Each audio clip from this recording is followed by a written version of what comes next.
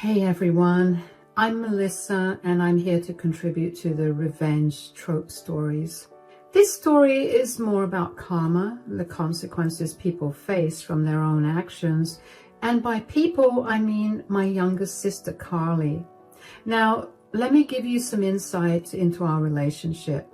I'm the eldest sibling in our family, and it's just been Carly and me. You see, Carly and I grew up in your typical suburban household.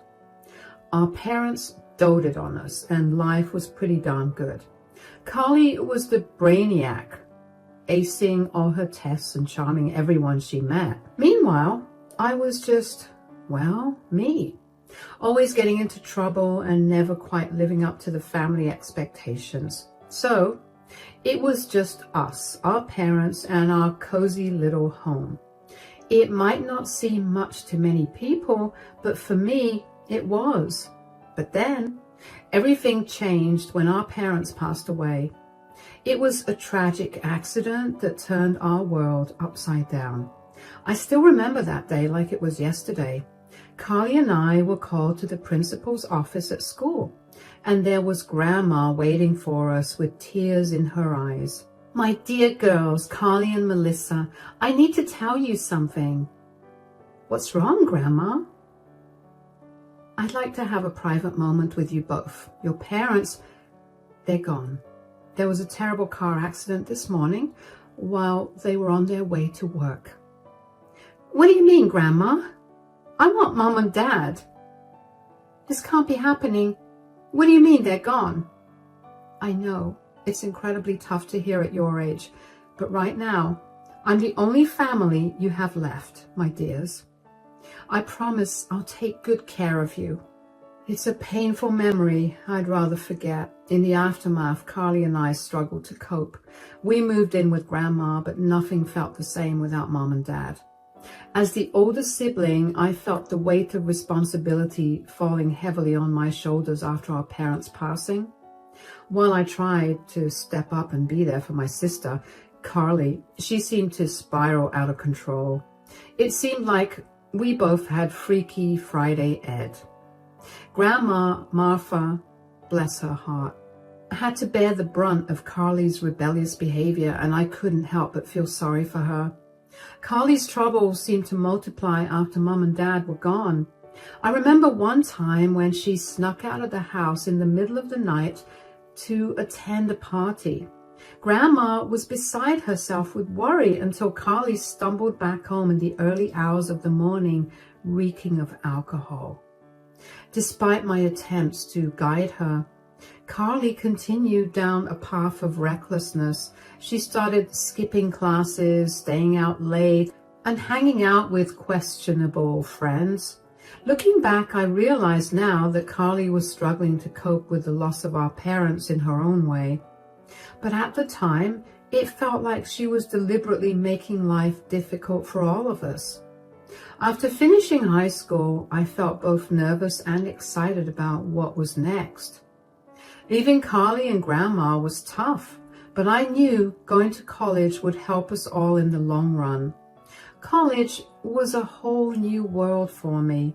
And during my second year, I met my husband Nathan in one of my classes. He was really nice and smart, studying engineering. We hit it off right away and became really close. While I was busy with college and focused on building a better future, Carly's life was taking a different path. Unlike me, she wasn't interested in going to college or getting a job. Instead, she seemed content living off Grandma Martha's money. I tried to talk to her and offer my guidance as her big sister, but she didn't seem to care. During my last year of college, when I came home for Thanksgiving, I decided it was time to have a serious conversation with her. "Carly, you finished high school 2 years ago, and since then, you've been relying on Grandma's money. You know she's helped us a lot, but this can't go on forever." "Give me a break, Melissa. It's Thanksgiving. I don't need another lecture from you." "Carly, I'm about to graduate from college. I'm planning to get a job, maybe even move into a new apartment with Nathan. I'm getting my life together, and I'm willing to help you too. I could pay for your tuition, but please just try to do something. I don't see what your problem is. Grandma is fine with me staying with her. Why can't you accept that? I'll live my life the way I want. You can't control me. I'm not trying to control you, Carly. I just want to help you become more independent. In today's world, having a job is crucial. We don't have much financial security, you know. Ugh, Melissa, you're so boring. I'm going out for a smoke. Tell Grandma I'll be back for dinner. After that conversation with Carly, I decided maybe I should give her more time. I focused on finishing college. Once I graduated, I landed a job as an environmental analyst at a research institute. It was a dream come true, working in a field I was passionate about. Meanwhile, Nathan had secured a job as a civil engineer at a construction company. We were both excited about our careers and the future ahead. With our stable jobs, we decided to take the next step and move in together. We found a cozy apartment in the heart of the city where we could start our lives together. A couple more years went by and I turned 24. Then Carly called with heartbreaking news. Grandma had passed away. I was crushed. Nathan drove us back to our hometown. Carly seemed calm, but I could sense her sadness. I took charge of arranging the funeral as there weren't many people there. Grandma just left a few belongings and some money split between Carly and me. And the house, well, she left it to me. I remember Carly being bitter about it, but I had assured her she could use it for as long as she wanted to. After the funeral, as everyone left, Nathan and I prepared to return home, but I couldn't shake the feeling that Carly needed me. Even though she seemed okay on the surface, I knew deep down she must be feeling lonely, so I decided to stay back, wanting to support her through this tough time. Hey, why is Nathan leaving alone? Aren't you going with him? Look, Carly, I know you want to act like this doesn't matter to you, but I want you to know I'm here for you, and I've decided to stay here for a bit. Whoa, you're not staying with me, Melissa. You're not getting it. I've got my own plans. I get it, Carly, but things are different now, and I want to help you get back on track. You can't just brush off everything that's happened. Well, I've got Ethan moving in with me now. We've got plans. Ethan? Who's Ethan? He's my boyfriend, Melissa, and he's been there for me in ways you haven't. Wow, Carly, that's great news. Can I meet him? Not yet, Melissa. Don't be annoying. Carly, Melissa's just trying to help. Can't you see that? Nathan, stay out of this. This is between me and Melissa. All right, Carly, I'll leave if you want me to, but promise me you'll try to sort things out, and I hope this Ethan treats you right. Fine, Melissa, just go. Goodbye. So Nathan and I returned to our apartment. A couple of months later, when I talked to Carly, she excitedly shared that she had landed a job at a local salon as a receptionist. I was genuinely proud of her progress. She also mentioned that things were going well with Ethan, her boyfriend. It seemed like love was bringing out the best in her. And during that time, my own life was bustling with activity. Ethan surprised me with a proposal, and we happily got engaged. Carly was surprised at first, but she quickly showed her support and excitement for our upcoming wedding. She even helped me with wedding planning and choosing the perfect dress when she visited me in the city. I remember the first time I met Ethan over dinner at Grandma's house right after my wedding. Oh my goodness, Ethan, I've been looking forward to meeting you. I was so bummed when Carly told me you cannot make it to the wedding. It has been over a year since Carly and you started dating, and I've been eager to meet the man who stole my sister's heart. Yeah, I've always mentioned to Carly about meeting you guys, but she never seems interested in inviting you over. Come on now, don't throw me under the bus like that. Congratulations to both of you, by the way. Thanks, mate. So, Carly, how's your job at the salon? How are things going there? Well, the salon, it's okay, I guess. Didn't you tell your sister? Tell me what? I decided to quit my job at the salon. It was kind of boring and it didn't pay me well. I've always told her that getting a college degree would open up better opportunities for her. She's a smart girl and she could have landed a better job. Well, it's never too late to pursue higher education, right? I've told you guys 1,000 times, I just don't want to go to college. I'm 23, I can make my own decisions. Anyway, Ethan seems to be doing well. He's taking care of your living expenses here, isn't he? Yeah, Ethan has a really good job and he's been helping out with everything. I really love Carly and I don't mind taking care of her. That's really nice of you. After our visit to Carly's place, where things seemed surprisingly okay, Nathan and I settled back into our city life. Our days were filled with nothing but love. Then, out of the blue, Carly called me one evening. Her voice was tense, and I could sense something was wrong. Hey, Mel, I need to talk to you. Hey, Carly, what's up? You sound really anxious. Is everything all right? Mel, I messed up. I messed up big time. What are you talking about, Carly? I'm pregnant. Oh, isn't that something you should be happy about? Did you not want a baby? I mean, I get it. You're pretty young, but Ethan loves you and, well, it isn't Ethan's baby. What? You must be kidding me. I wish I was, Mel. I'm really ashamed to admit this, but I had been cheating on Ethan. Why would you even do that, Carly? Ethan doesn't deserve this. Well, I've been seeing this guy. He had money and I thought it was better than being with Ethan. I didn't want a boring life. It's a complicated situation. What do you mean by a complicated situation? Ethan loves you and you chose money over him? I don't want to settle for a mediocre life.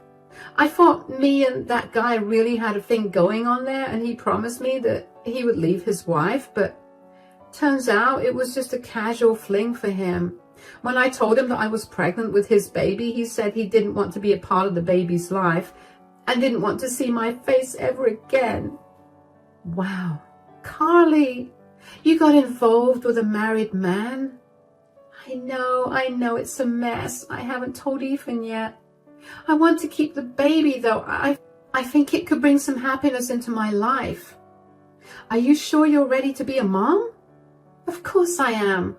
Do you think I should keep it a secret from Ethan? Carly, that's not fair to him. You need to tell Ethan and soon. If you don't, I will. Maybe this baby will change things for the better. You're my sister. I need your support, Mel. I've been reflecting a lot lately and I'm really regretful about how I've treated you and everyone else in my life. When our parents passed away, you were there for me, but I was not there for you. I want to change that. I've been a bad sister, but that's going to change now. I'm going to work on myself and be better. Okay, let us start by telling Ethan the truth. Then we'll figure out the rest together, I promise. So, after Carly told Ethan about the baby, things didn't go well. He got really angry and left her. I felt bad for Carly, even though it was her mistake. I didn't like seeing her hurt.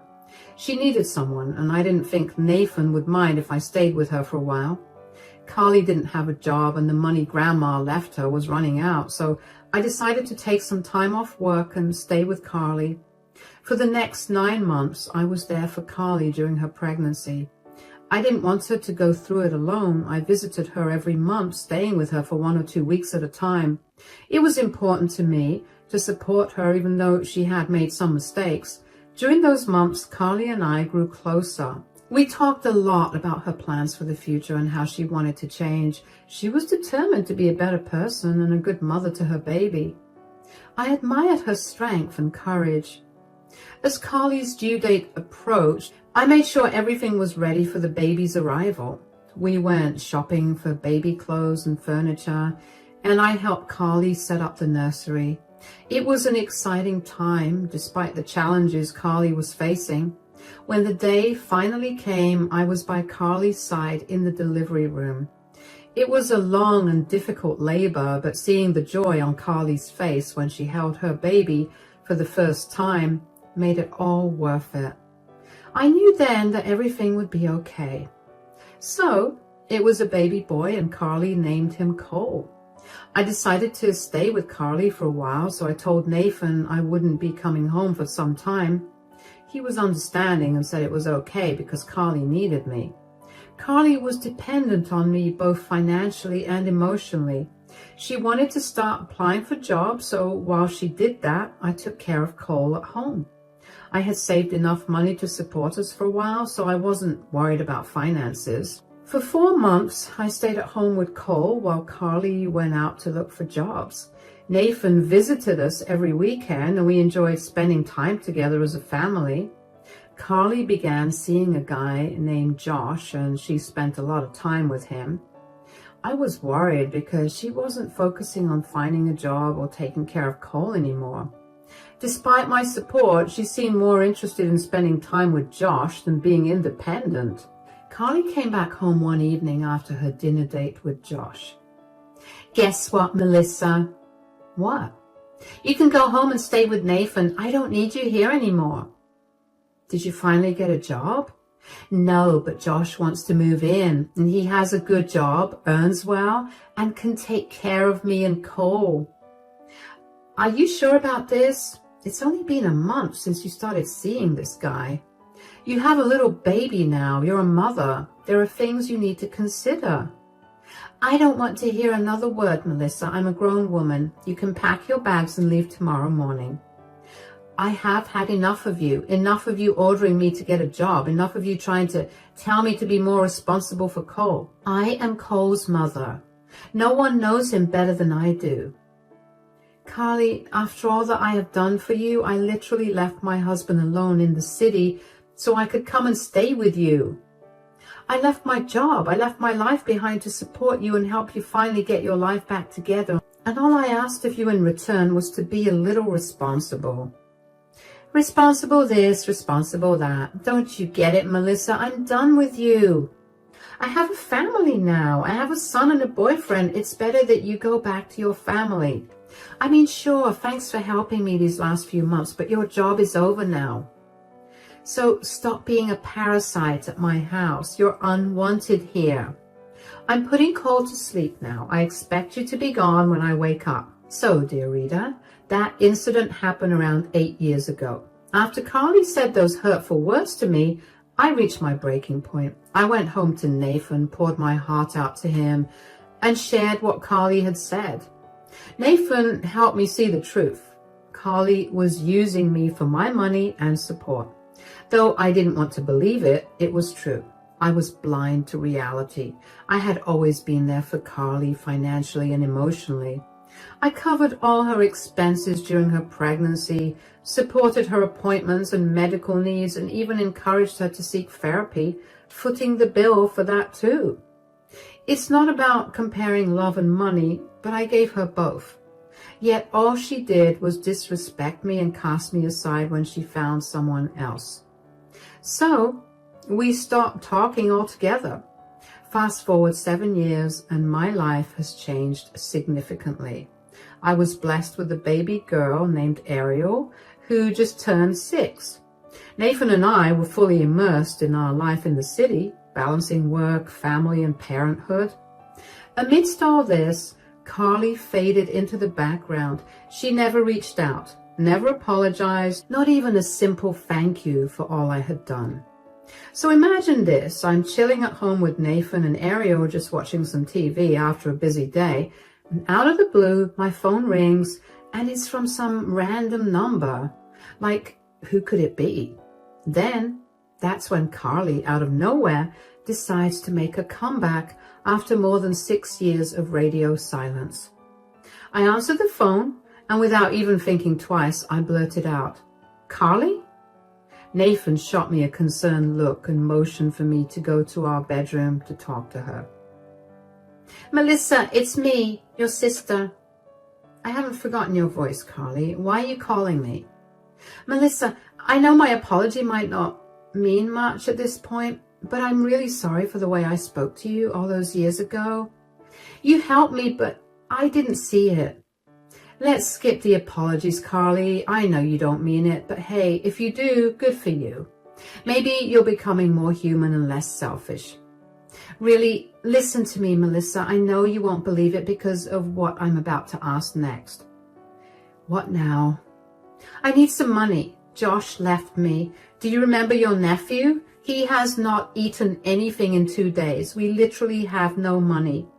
The school is threatening to kick him out, Melissa. I'm begging you.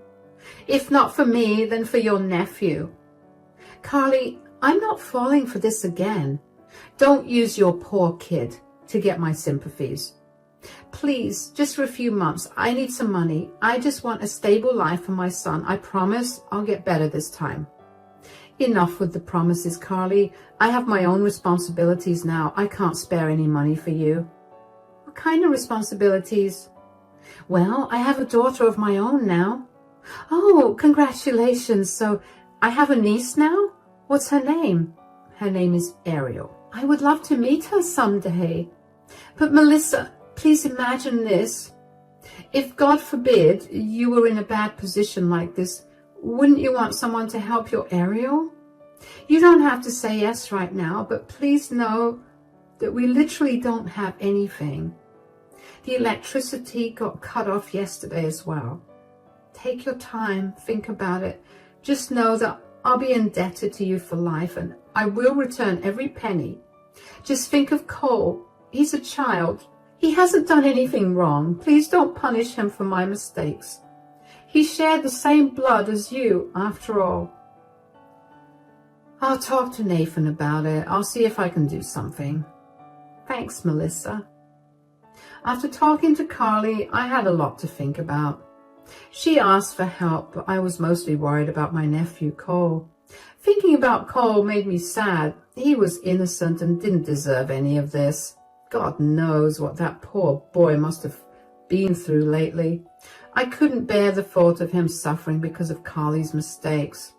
Talking to Nathan about it helped me put things into perspective. We both agreed that Cole's well-being was the most important thing right now. It wasn't about Carly anymore.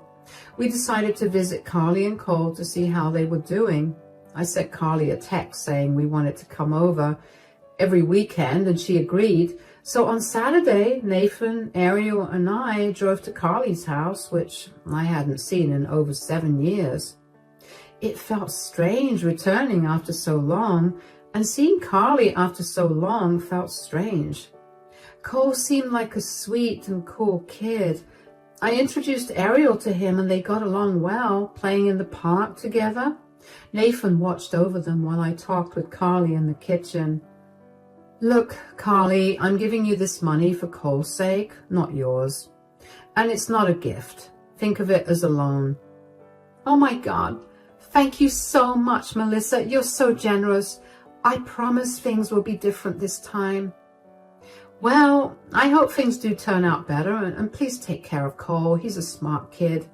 Just make sure you use the money wisely for Cole's needs. I will, Melissa, I promise. Thank you again for helping us out.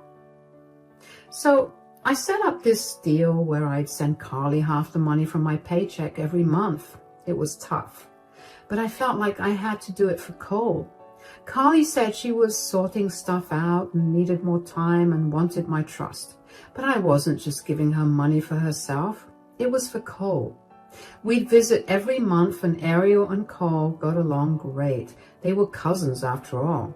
Carly seemed better, but I was wary. I had to use my head more than my heart this time. I decided if Carly didn't get her act together in a year, I'd stop the allowance with a prior heads up. For about 10 months, things seemed quiet, but then something unexpected happened. One day I received a call from Carly's landline. When I picked up, I could hear Cole on the other end. Oh, hey there. Cole, how are you? Hi, Aunt Melissa. I need you. What do you mean you need me, Cole? Is everything okay? Are you safe? I'm really hungry. I haven't eaten anything, and Mom, she's gone forever. What do you mean she's gone forever? Where did she go? I don't know. There's this paper. She left a letter. It says, Dear Melissa. I don't quite understand it, but maybe she left it for you. I don't think she's coming back. Oh, God, for how long have you been on your own? It has been 2 days. Oh, my God, do you have school today? Well, I haven't gone to school in a long time. Don't worry, kiddo. I'm coming over. When I heard Cole's voice, my motherly instincts kicked in.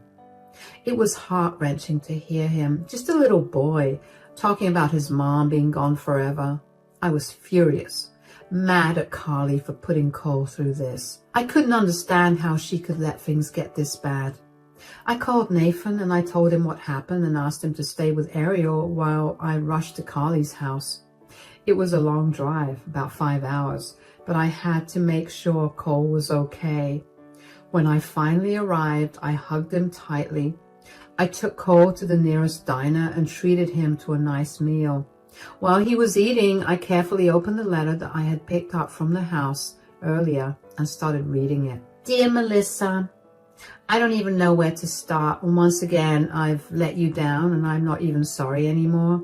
My life has been a mess and I needed that money. I'm sorry for deceiving you. I never sent Cole to school. I just didn't want him anymore.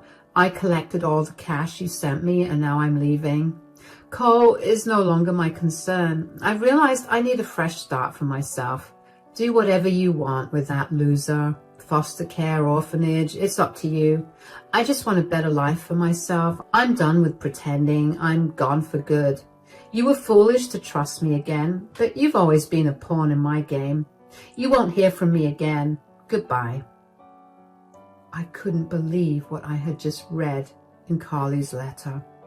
The way she had deceived me was infuriating, but this time I was determined to make things right. I told Cole to pack his things because he was coming home with me. We drove back to the city and arrived at my apartment. I prepared a nice hot shower for Cole, and then I sat down with Nathan and showed him the letter. Nathan agreed that we should contact the police and childcare services the next day. I didn't want to reveal everything to Cole just yet. He had already been through so much and I didn't want to overwhelm him. Besides, he wasn't alone. He had us, his family. I wanted to take care of Cole myself. After making that decision, I tried to get some rest for the night. But at midnight, there was a knock on our door. When I opened it, I was shocked to see Carly there. Carly, what on earth are you doing here? I'll have Nathan call the cops. What's going on? Oh, hush, Melissa. Where's Cole? I need to see him. He's inside sleeping, but I'm not letting you near him. Not after what you've done. Did you even realize he read that letter? You called him a loser and said you didn't want him anymore. My plan didn't work out. Just give me my son and I'll leave you alone. Your plan? What plan are you even talking about? Well, I got robbed. I was out traveling, trying to figure things out, you know. But then these guys jumped me, took my bag, which had all my cash, and left me with nothing. I had no choice but to come back. So you think it's that easy? You can just waltz back here and expect everything to be okay. I'm telling you, Melissa, give me my son and I'll leave. You won't ever have to see me again. If you need Cole, meet me at the police station tomorrow. We'll sort things out there. Don't drag the cops into this. After everything you've done, you think I won't involve them? You've been nothing but trouble since our parents died. Selfish to the core. Melissa, this is ridiculous. You're overreacting. Overreacting? You abandoned your own child. You're going to pay for this, Carly. I won't let you ruin Cole's life any further. You don't understand what I've been through. And what about what Cole's been through? He deserves better than you. I'm calling my lawyer tomorrow. We're taking custody of Cole. You can't do that. He's my son. Not anymore. You gave up that right when you left him alone. You're going to regret this, Carly. So here's how it all ended up. Cole is officially a part of our family now. After all the court drama, we finally got the legal papers declaring him as our son. It was a long journey, but seeing him settle in so well makes it all worth it. We made sure he got into a good school and gave him all the love and care he deserves. It's amazing to see how easily he accepted us as his parents. As for Carly, well, she's nowhere to be found. She doesn't have a job or anyone to turn to. The house she used to live in is legally mine, thanks to Grandma's will, and she's not allowed there anymore. Honestly, I don't even want to know where she is. My priority now is protecting Ariel and Cole from her influence. I don't think she'll ever come back, and that's just fine by me. We're creating wonderful memories together, and every day feels like a blessing. I'm grateful for the family we've become and for the chance to give Cole the life he deserves.